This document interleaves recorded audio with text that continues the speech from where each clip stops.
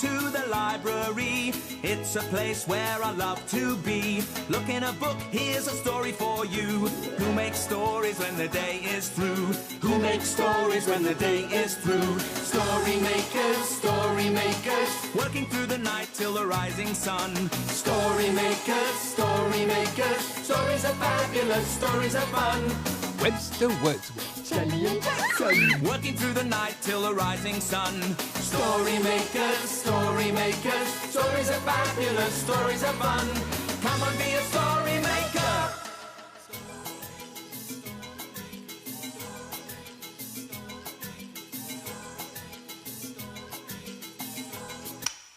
Story makers.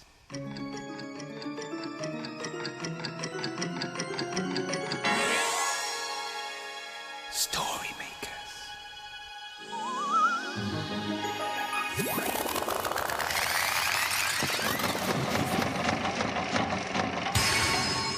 Story makers. It's midnight in the library. Hello. Time for all story makers to come out. Are you ready? The sun is down, the stars are bright. Story makers come out at night. Hello, story maker. I'm Webster Wordsworth, magical maker of stories. Would you like to make some stories too? I'm ready, Webster. Oh, What was that, Jelly? You'll have to speak up. I can't hear you. I said I'm ready, Webster. Okay, here goes. Late at night, when everyone's asleep, from behind the rows and rows of books, a fairy peeps. Hello. If you listen very carefully, you'll hear the flutter of her tiny wings. She's coming to make stories about magical things. Thank you, Webster. Thank you. And thank you. Oh, Webster, I loved it. Can we do it again? Can we? Okay then, Jelly, you'd better go and hide. One moment, please, while the fairy gets herself ready. I'm ready. Late at night, when everyone's asleep, from behind the rows and rows of books, a fairy peeps. Webster? It wasn't me. If you listen very carefully, you'll hear the flutter of her tiny wings. Who is making that roaring noise? Did somebody call? We're roaring. I'm being a dragon, and that's what dragons do. Yeah, but you're spoiling my game. Well, why don't you two play a game together? No. Anyway, dragons are more exciting than fairies. Sorry about this. You see, Jelly and Jackson are excited Love because being a the children in the fairy. library were reading stories about magical, mythical creatures. Oh, yes. Yes, like fairies. And dragons. And unicorns. Yeah. Tell you what, my little furry friends. What? Why don't we make a story about mythical creatures? Oh, yes. But what would we put in the machine? Oh, I know. You could use my fairy crown. It's a bit scratchy. Oh, thank you, my little jelly jewel. That's very kind. A fairy crown for a fairy story into the story machine. And now we'll need some of the magical ingredient. Imagine a story.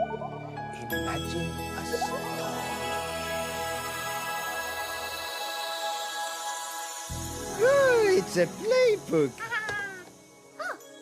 And it's called Fairies.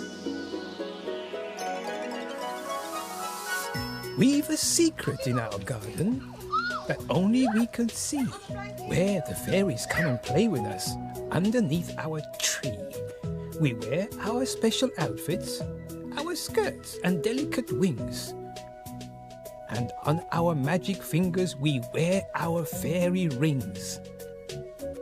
And underneath the branches of our fairy tree, we have a little party and make their favorite tea. We drink from little cups with invisible straws, and Mummy makes us cakes which we eat out of doors. We lie down on the rug, looking at the sky, and the fairies tell us stories of the world in which they fly. Then we all laugh, a fairy laugh, and we dance around the lawn, imagining it's nighttime, and we're dancing until dawn. We wave our fairy wands, and we sprinkle silver showers, spreading lots of sleepy dust over all the flowers. Then the fairy queen calls us, and it's time to fly away. We wish our fairy friends good night, and we'll play another day. I like being a fairy, yeah. But the trouble is, I'm not a proper fairy, and I can't make magical things happen. But if I were a real fairy, I would magic some fairy cakes. Oh, I did magic fairy cakes. I am a real fairy. Yeah, I'm a real fairy, yeah. So, if I were a fairy, I would magic some fizzy fairy juice for me and Jackson and Webster.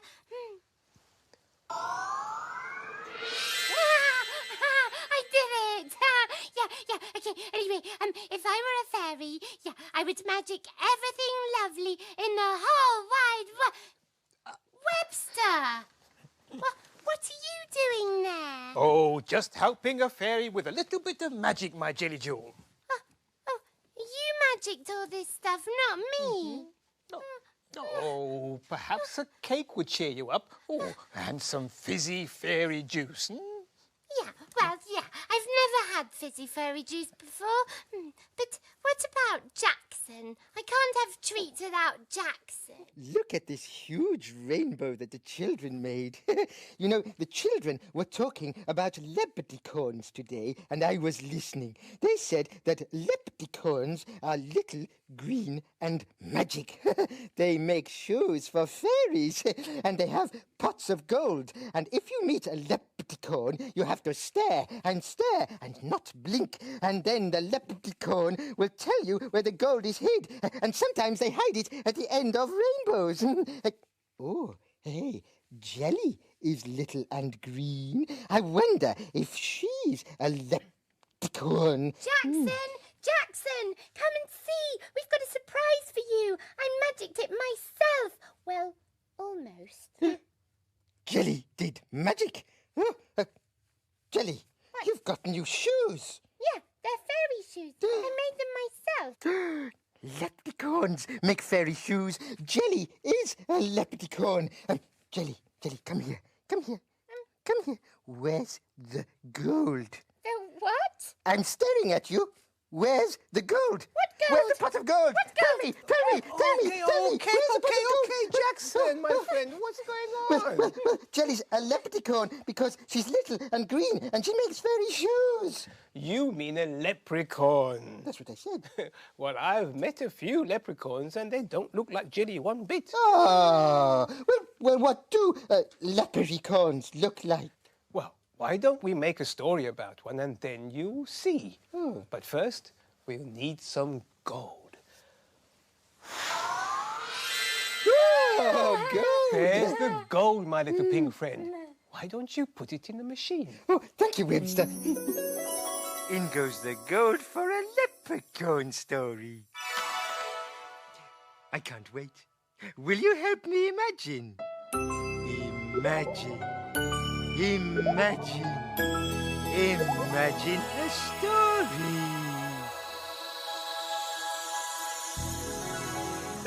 It's a Sniff and Wag story.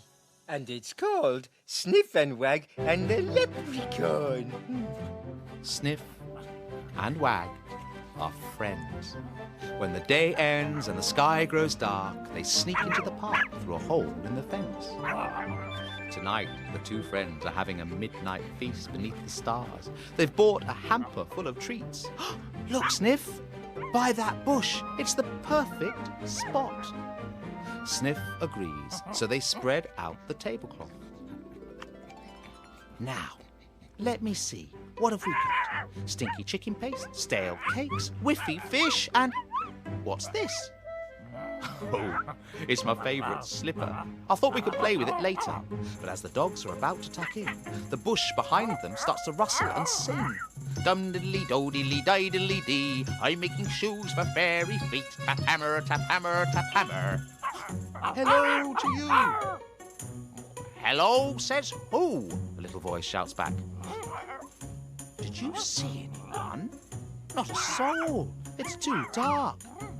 Then, with a rustle, a bustle, a swish and a swoosh, a tiny wee man pops out of the bush. His skin is crinkly, his eyes are twinkling, and he's all dressed in green. That's the funniest fellow I've ever seen. I think it's a leprechaun, said Sniff. I've always wanted to meet one. Grab him, Wag, and I'll give him a long stare. And then he'll have to share his pot of gold with us.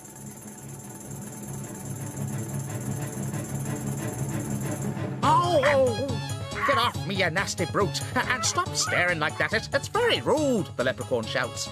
Sniff and Wag do not listen, but leprechauns are crafty and quick, and this one knows a lot of tricks. Oh no, a vicious-looking crow! Up there! Cries the leprechaun. Where? Shout Sniff and Wag. There is no crow. Ah, tricked ya! With a yap and a snap, Wag makes a grab and Sniff starts staring again. Oh no! A hairy, scary, hungry spider creeping, sneaking right up behind ya! Where? Ah! Tricked you again! There is no spider! Oh, I'm tired and hungry and my belly's all grumbly. I give up. Let's eat our picnic. Oh, but I haven't had a bite in days. I'll swap you some gold for a bit of stale cake. Sniff and Wag agree to share their picnic feast, and the leprechaun gives them 2 gold coins each. Thank you, says Sniff, but now it's time to go home. Oh, thank you too, says the leprechaun. May the wind always tickle your whiskers. And he disappears. Leprechauns are fun, yaps Wag, but now I need a little nap. Good night. Sleep tight, my little friends. Tomorrow, we will play again. I liked that leprechaun. He was funny and cheeky. Yes, and he shared his gold with Sniff and Wag because they shared their picnic. Yeah. Picnic, cakes, drinks. I forgot, Jackson. Come and see the surprise. Look, Jelly, look. I've painted a rainbow. Webster. Oh, that's lovely, Jackson. Oh, thank you. Webster, is there really a pot of gold at the end of every rainbow? Well, I've never yet been to the end of a rainbow, so I can't be sure. But I'm hoping to go there for my holidays. And if I do, I'll send you a postcard. Oh, good. Hi, Jelly. Hi, Jackson. Hello. How are you? Here's a postcard from the end of the rainbow. It's nice here in the sky. There's a wonderful view. The weather is rainy and sunny too. There's a pot of gold. And lots of fairies. There are roaring dragons, but they're not very scary. That's all for now. I'd better go. Love from Webster at the end of the rainbow. I've got a pot of gold at the end of my rainbow. Look. I'd love to go to the end of a rainbow. Well, why don't you use Jackson's painting to take you there? Yes, good idea. Here it goes to the end of the rainbow. Yes, well, we need lots of imaginings to make a story. Absolutely. Yeah, will you help us? Please. Imagine. Imagine a story. It's a blue cow story. And it's called Blue Cow and the Unicorn. In a field not far away is a herd of cows grazing quietly. One of the cows is most unusual. Blue Cow wonders about the big world beyond her field. One day, Blue Cow was thinking about rainbows. I wonder what's at the end of the rainbow. She's off again, said the other cows. So Blue Cow caught the bus that stops beside her field. I'd like a return ticket to a rainbow, please. There you go, madam. Hold very tight. And they set off for a rainbow.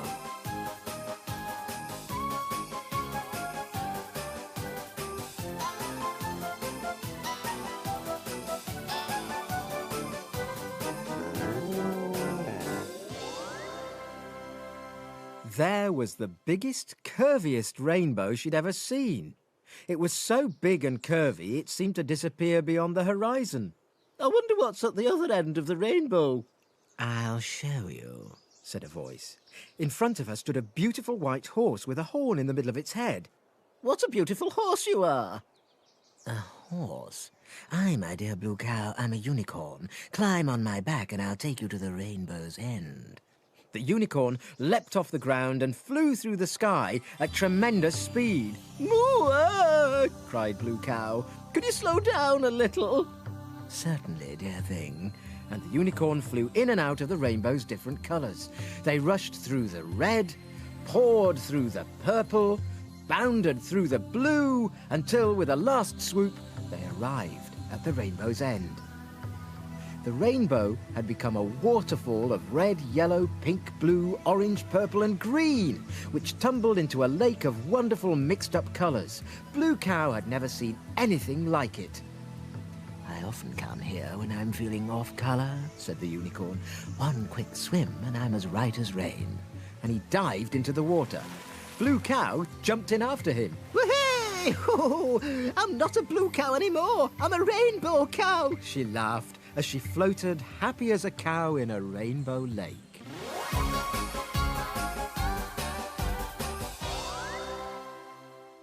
You'll never guess where I've been. Where have you been? I've been to the rainbow's end and met a unicorn. Everyone knows cows can't go to rainbows. But we know they can, don't we? Oh, Blue Cow goes everywhere and gets to meet everyone, doesn't she? I would love to meet a unicorn. Jelly, can you magic some more fairy juice? It was delicious. Webster? Maybe another time, Jackson. Yeah. Because, look. Oh, yes, the library will be opening again soon. Yes, my little treasures. Dawn is upon us, the morning is nigh, we've made our stories, and we bid you... Goodbye!